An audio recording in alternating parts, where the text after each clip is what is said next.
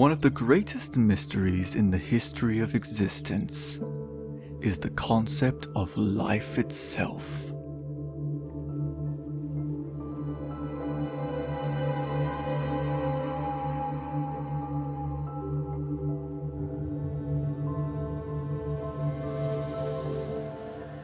How does it come to be?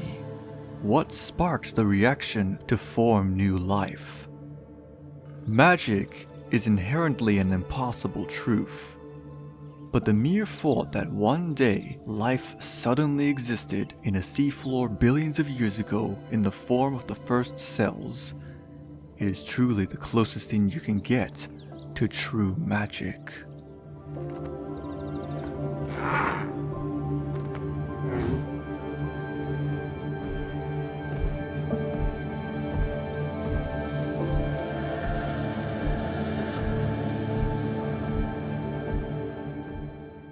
Science can still at the very least mention the important ingredients for life to exist. Living things are a complex form, many conditions must be faced, but even still some organisms fare better under different circumstances than others.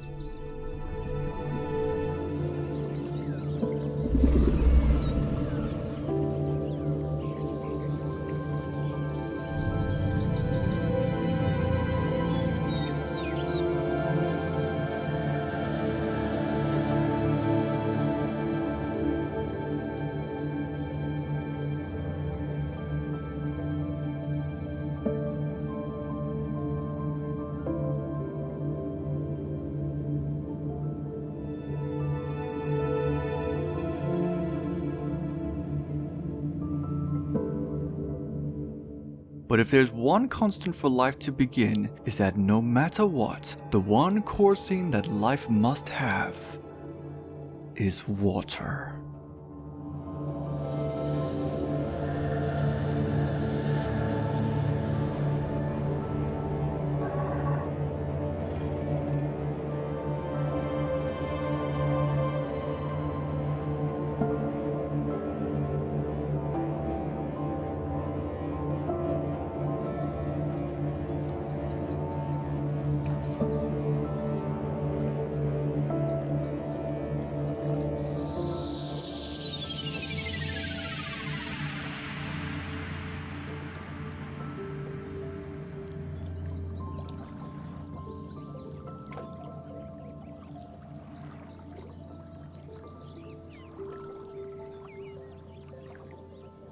This is the Oxford Islands, known today as England. What is now a large landmass holding towns and grassy fields was once a shallow ocean in the Jurassic period that housed a series of islands where dinosaurs live. Depending on the pockets of magma that bleed out in the ocean floor, these islands form a variety of different sizes. Some are small, but others were large enough to reside giants.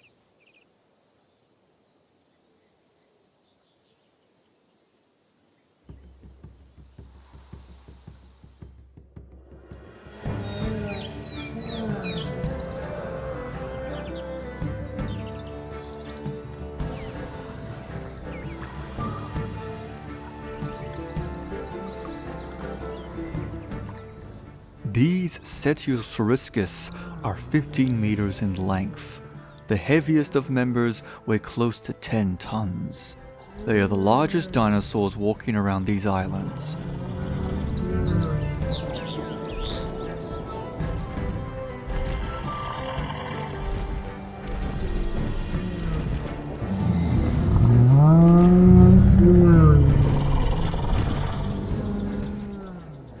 They have traveled miles from the mainland and are in search for blossoming plant life that grows along the island edges. Sometimes to reach them, they have to explore to other islands across the sea. But generational knowledge lets them know that if they wait long enough, they will have an easy path to get there. The gravitational pull from the moon has influenced the tides of the sea. The shallow waters have cleared space, creating a temporary land bridge for the sauropods to follow. For many of the dinosaurs that call these islands home, this is how they advance to new locations. For the Cetiosaurs, this bridge has led them to a small island filled to the brim with fruit trees.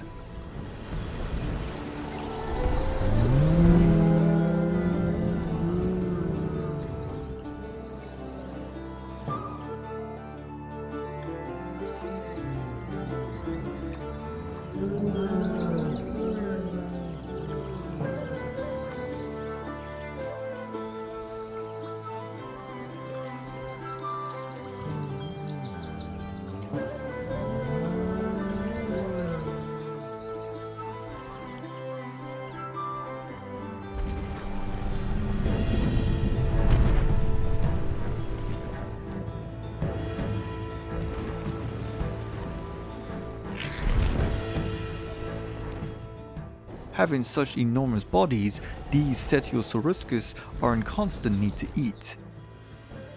To keep their diet healthy, they will need to eat 33 kilograms of food per day.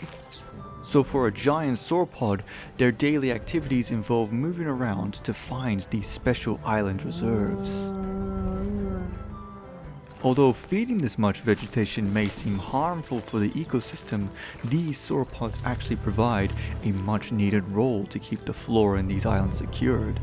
By eating the fruit in these trees, the seeds contained within them are expelled through their droppings, either buried in the island's sand or taken away from the ocean currents, the latter of which will eventually reach shore and the plants are grown in separate islands.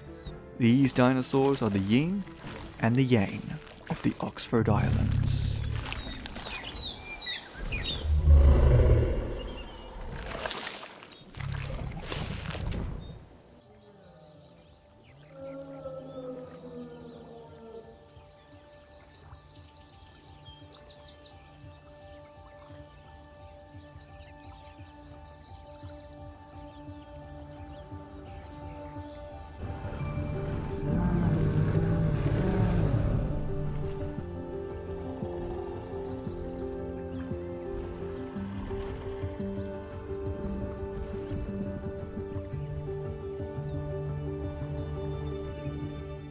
They are too focused on indulging themselves in the massive vegetation.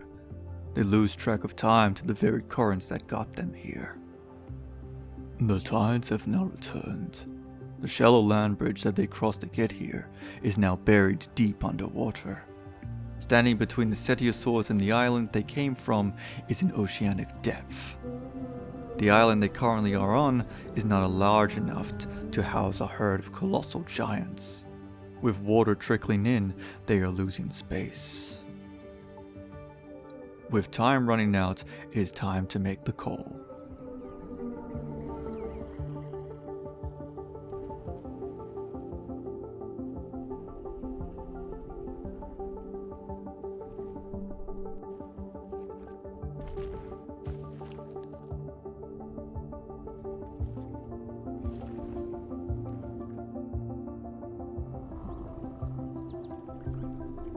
And then finally, the first member makes the first move.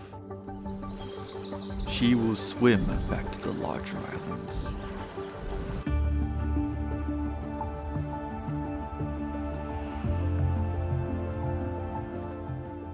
That was enough to convince the others to follow suit. Each member takes the plunge to reach the larger grounds.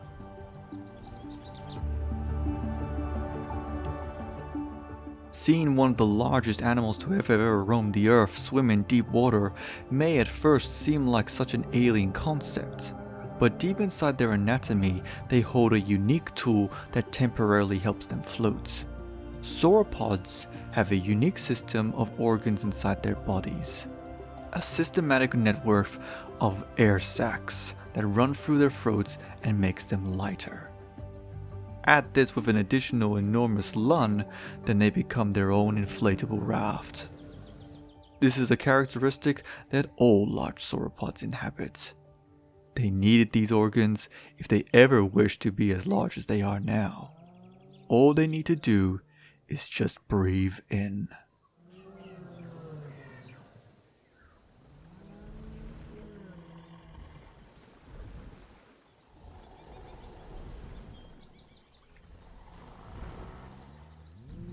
Finally, after an exhausting amount of effort, the cetiosaurs make landfall.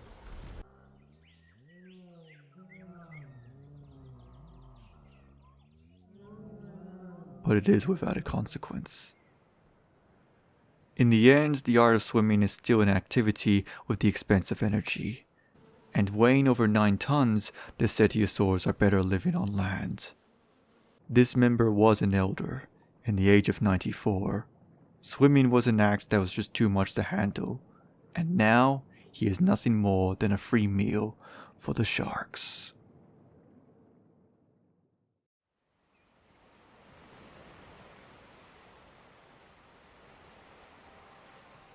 When you're living in a domain where there is more sea than land, learning how to swim is a vital skill that all the dinosaurs here must adapt to. Crossing land bridges are a good opportunity to utilize, but at times when the hour is at the essence, they have to push forth and swim. Some dinosaurs fare better in the water than others. This carnivore, a Eustriptospondylus, is at the edge of pregnancy and is searching for the right spot to lay her eggs.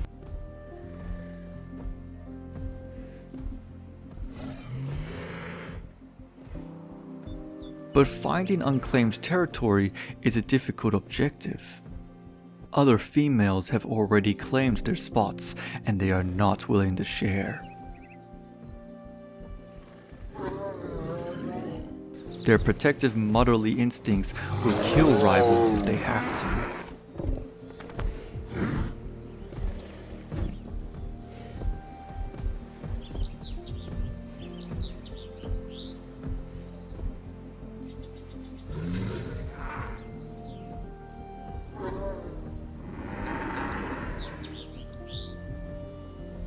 She could compete them for the turf, but she'll risk injuring herself, and with offspring that she'll need to raise on the line, the risk is just too dangerously high.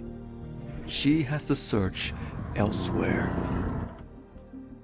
But lucky for her, she has a unique memory. Diving back since childhood, she knows these islands off by heart. Despite not being there for potentially decades, she remembers the path to her old childhood home. Getting there is a trip and a half. She needs an island that has plenty of space for her young to grow and plenty of prey to feed both her and her offspring. She will need to cross water several times to get there. Drowning from exhaustion is one threat, but there are worser dangers that lie beneath the water's edge.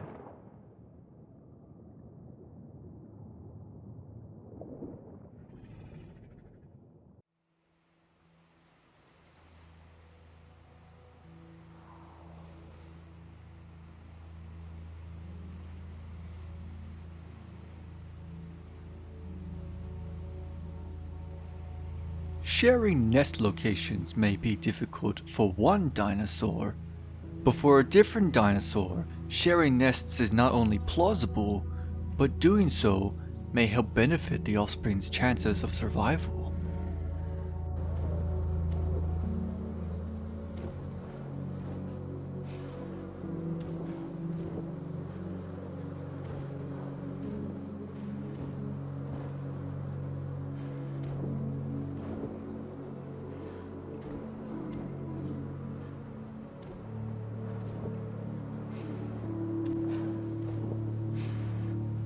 These are Loricatosaurus, island stegosaurs.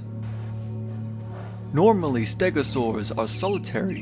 Their sharp phagomisers are enough to heighten their survivability, but this group of 3 are all female, and they each have one thing in common. They are all mothers.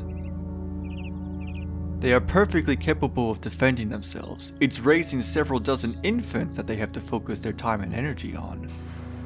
But they're not very fast animals. The fastest of stegosaurs only reach 5 miles per hour, which isn't great if your predators are ambush predators with potential high bursts of speed.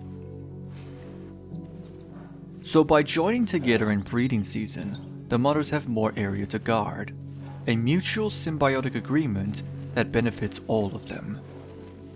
But once the young reaches maturity, they will withdraw their alliance, and they will live life solitude once again. When that day comes, they will be territorial, and they will fight one another despite their history.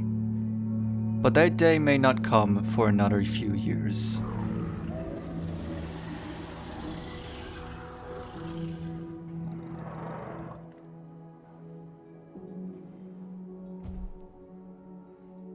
That's at least as long as they can protect their young, that is.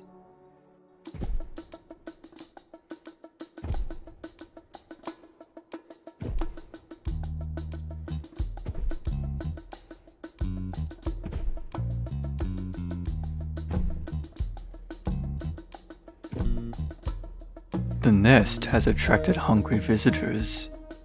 Metricanthosaurus parkeri. A relative to Eustriptospondylus, named after their peculiarly long spines. This male could try and go for the Loricatosaurus, but it is high risk, high reward. One easy mistake may cost him his life. It is best to play it safe. His chosen breakfast are the eggs.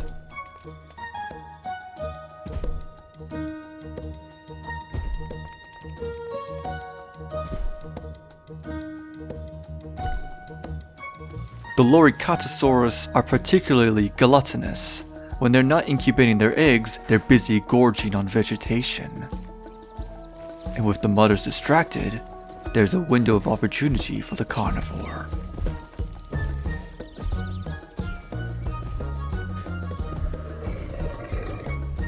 The heist is on. The male tries to take in as much as he can. His sharp teeth, normally used to slice up meat, has been improvised into daggers, pinning and breaking through the hard shells. Once cracked open, he gains access to the juicy insides that hide underneath.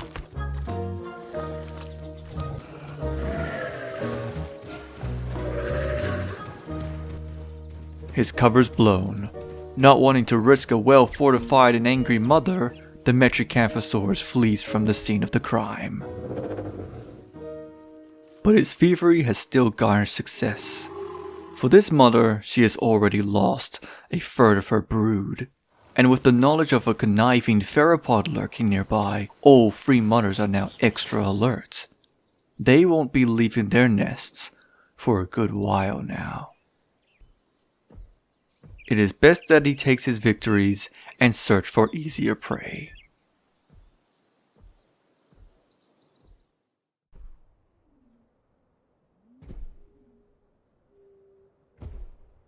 Ferrying back to the Eustriptospondylus, she has been walking through the mainland for quite some time now. But she still has no luck with finding a habitable territory for her to make her nest. Up ahead are large hospital islands, plenty of room and plenty of prey, but she has to tread water to get there. So she has to make a decision. Continue her exhausting journey on the mainland where other females have already claimed territory, or face the depths where unknown dangers lie.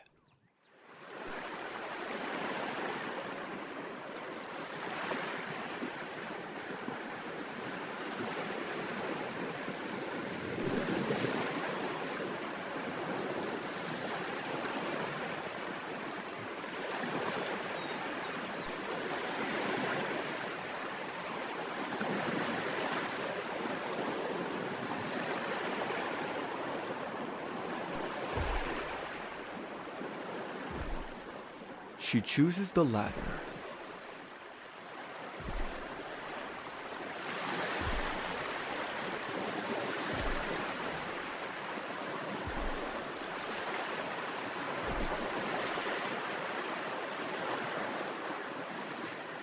And unlike the heavy weight of Acetiosauriscus, the Eustriptospondylus fares remarkably better in the water compared to a sauropod. Her powerful legs are enough to pedal herself through the water. She will reach landfall soon enough. But she is not swimming alone.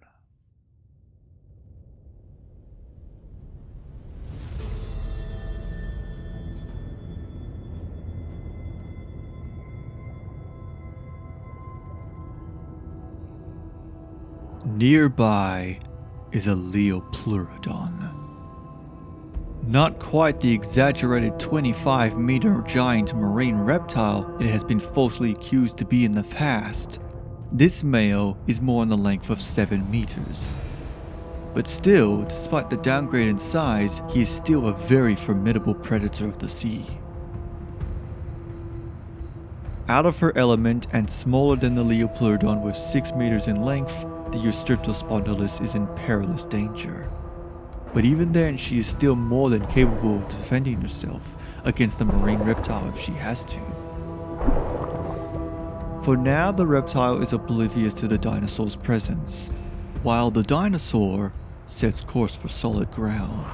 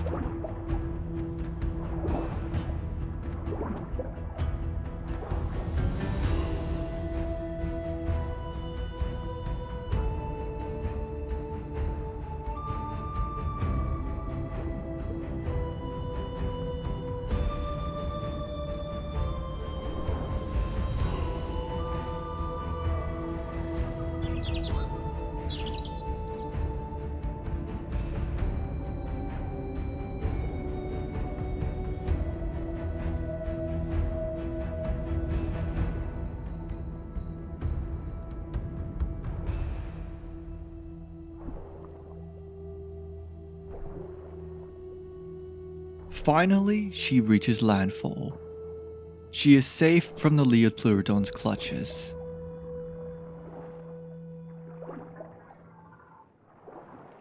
But perhaps she was never in danger to begin with. She had a lucky break. For the Liopleurodon, he is not hungry. He is on the search for something else. Not food, but a date. Nonetheless, it is wise for the female to take a temporary pit stop in her journey.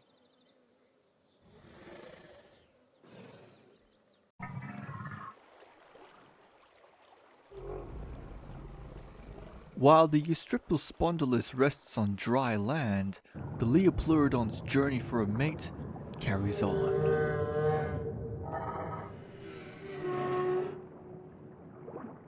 When it comes to sound, learning what sounds dinosaurs make are a mysteriously touchy subject. But with the discovery of a larynx in one specimen, it is a safe assumption that most of them may have sounded like deep-pitched birds. But when it comes to pliosaurs like Liopleurodon, they don't branch from dinosaurs. Instead, more rather, they are marine reptiles, something similar to a turtle or a monitor lizard. With them, they are less capable of producing vocalized song. Likely, they are probably not capable of making sound, or at the very least, they are more akin to something like a crocodile. Filling their lungs with air, they exhale their breath through their body, causing them to vibrate and create a low rumbling bellow. In the element of water, sound travels faster than in air. The Liopleurodon could be able to hear the call of another for thousands of miles. It can be put to use as a warning or an invitation.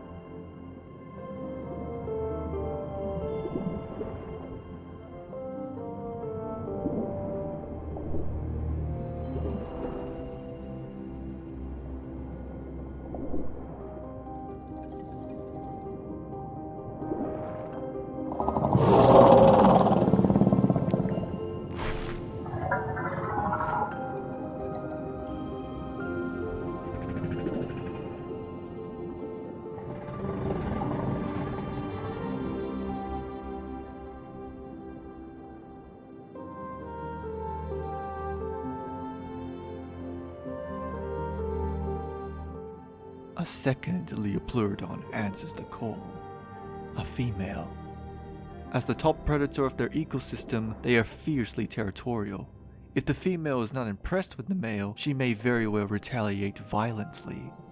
Now on the center stage, the male has to perform his worth.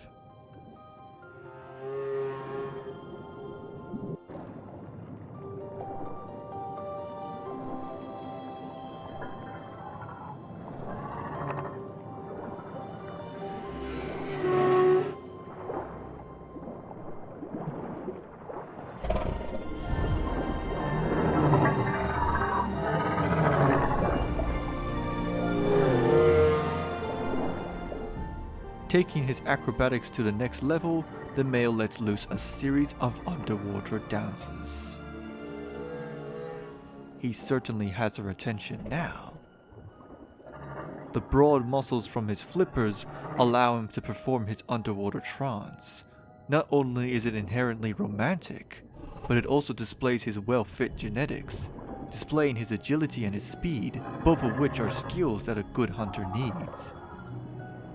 To the female's eyes, you can consider her impressed.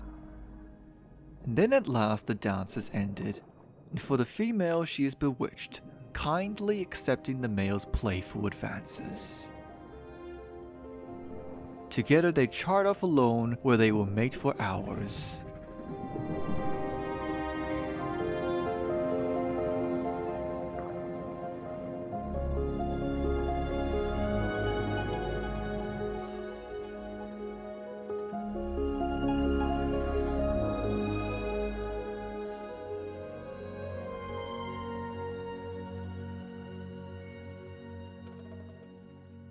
Under the coverage of the night, the ecosystem transforms. Being blinded from the darkened oceans, the dominant pliosaurs like Liopleurodon remain inactive, temporarily holding out to rest. Regardless of their absence, the ocean garnishes a new set of danger. With the help of the tides, the ocean's currents become ever more powerful. The absence of light obstructs the dangers of sharpened rocks and shallow coral reefs. Sharks are most active at night. It is their prime time to hunt. For the dinosaurs on land, swimming in this hour is a mighty high risk. It'll be wise to take the opportunity for a good night's rest. Living alone on this island, the Eustriptospondylus is isolated away from any rival predators. She is safe to sleep here. She could use this island to raise her upcoming brood, but unfortunately, this island lacks the space in the prey. Her journey has not yet concluded, but she is close. The right home is just an island or two away. When the ocean swallows the moon and the sun rises again, she will re-embark on her journey. While the dinosaurs sleep on the land, under the water surface, life remains extraordinarily active. When night dawns, fish flurry to life, feeding upon plankton and other microorganisms. It is a very risky act when sharks are about. So to reduce their odds of a fatality, they group in darkened areas, using the darkness from the night to hide their bodies. But their methods are ineffective to one group of animal.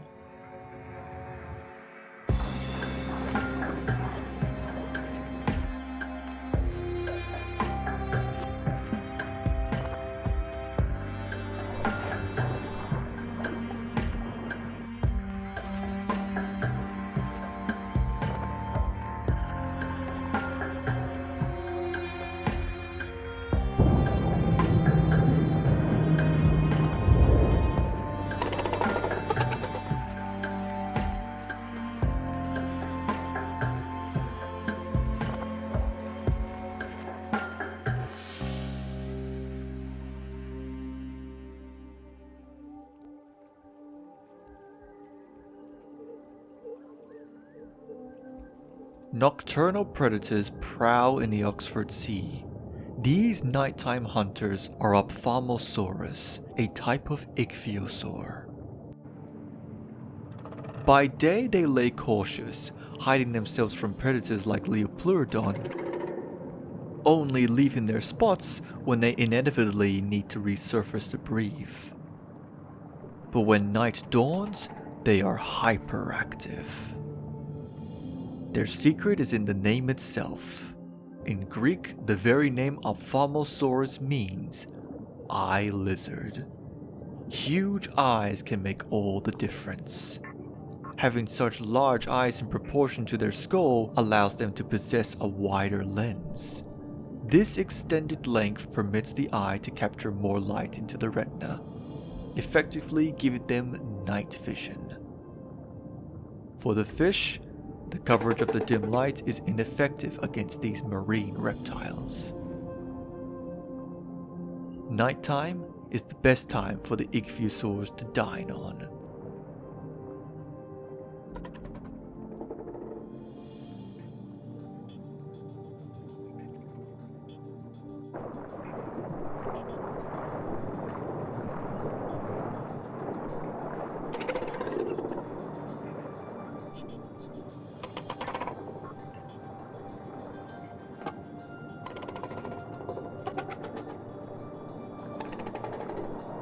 And when the irrevocable day returns, the pliosaurs are back out on the prowl, and the Ophthalmosaurus return to their hiding place, counting down the time once again for when the moon returns once more.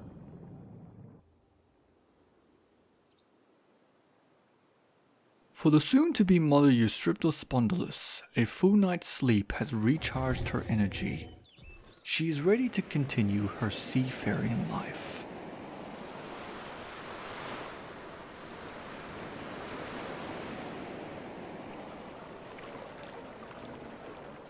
Not too far away, a different type of marine reptile has come to supper on their daily breakfast.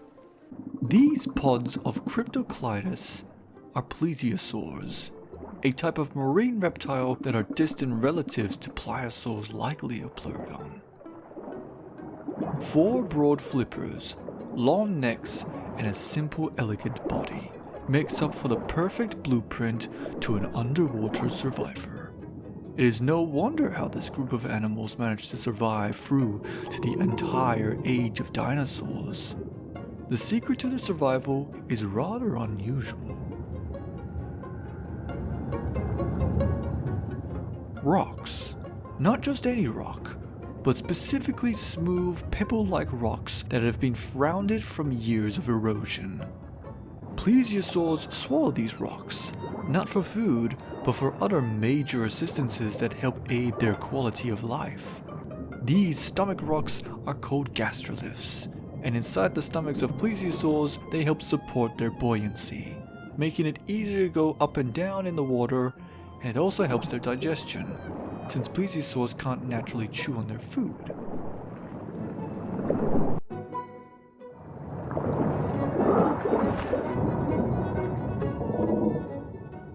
So they are reliant on crushing and blending the food with the swallowed rocks that they eat. The underwater stones have become very vital for their daily lifestyle.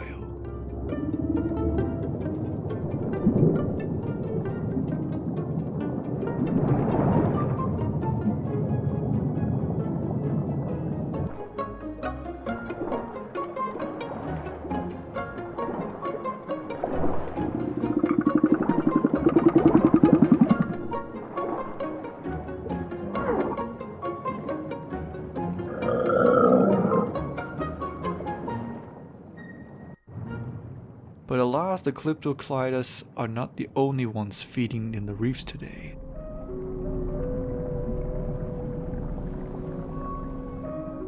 The female Liopleurodon has finished her one-night stand with the male, and now she is hungry, and it is not fish that she is after.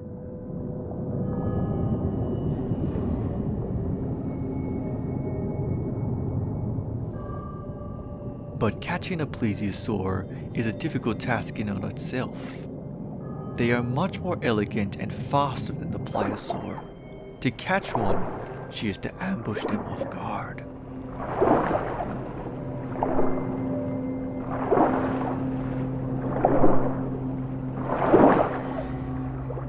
Counter shading hides her in the depths. The dark pigmentations on her back and the white on her belly seemingly makes her almost invisible.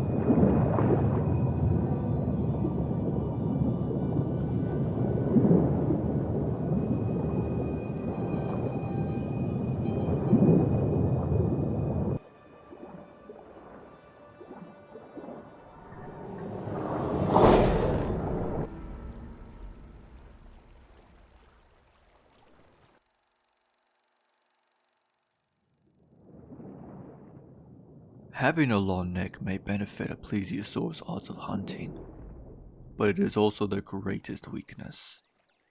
The Liopleurodon's large and powerful jaws are immaculate. One swift bite to the Cryptocleidos vertebrae and it is already over, shattering the spinal cord on impact and killing it instantly.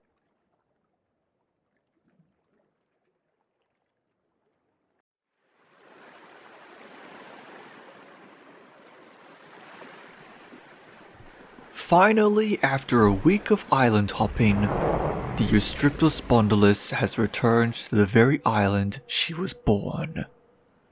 And this time, it is her turn to be a mother. Plenty of space to move around with a plethora of different prey to feast on. Nesting sea turtles may help feed the female for a little while, but eventually she will have to leave again to hunt down more sizable prey.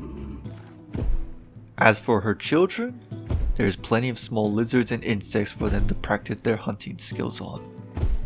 Eventually, once they are old enough, they will have to learn how to swim. Because here in the Oxford Ocean, it is practically just as important as learning how to hunt. To branch away from home and explore alien islands, each one with a different level of space and encounters. Dinosaurs may have primarily ruled the land, and although the seas of this time belonged to powerful marine reptiles, life always finds a way. For these are the dinosaurs that have adapted themselves to brave the unknown and swim across the islands of the Mesozoic world.